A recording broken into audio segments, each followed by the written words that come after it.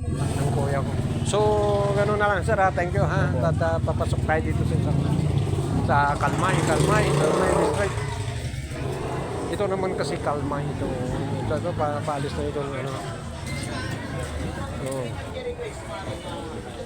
Oh. Mga taga Kalmay dyan, ano. Kaway-kaway naman dyan, mga ano. Para, kawan. Nakasakay na sila, no. Nakaka-vlog tayo ha. So, Kalmay yan, ano. So, itong huling istasyon ito. Dito, mula doon. Diba? Hanggang dito. Apat sila. Kaya istasyon. So, ayan, ang mga taga-Kalmay, oo. Yan. Ngayon lang tayo nakapunta rito, pero maganda rito dito. Ang sasakyan dito is motorized bangka. Safe ba yan? Wala namang kayo bang driver yan? Anong tawag dyan? Driver, operator?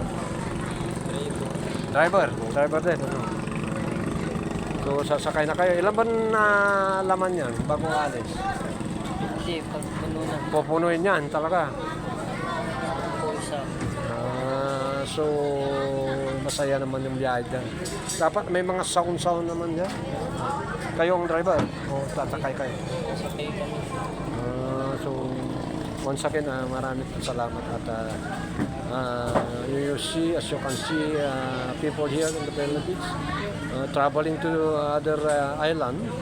They will ride in here in the motorized bangka, they call it motorized bangka. And it takes a few minutes or half hours before they reach that Kalmay District, Dagupan City. Because Dagupan is an island surrounded by water, and you can see that place over here and over there. So, what's to say about them at that place? People living there, that is Pantal District, Barangay Pantal. So near from here, if you swim from here, it takes 30 meters or 40 meters away from this bank over there in that area. So once again, thank you very much, and you can see the people here still they are the trending of their life is it's an easy for them. No risk, no harmful to ride on this bank, to this boat. This boat. They are safe also. Look at their fish. They are still happy and waiting for another passenger. So once again, thank you very much. And you could see, keep on moving here. Kamusta kayo dyan, ma'am?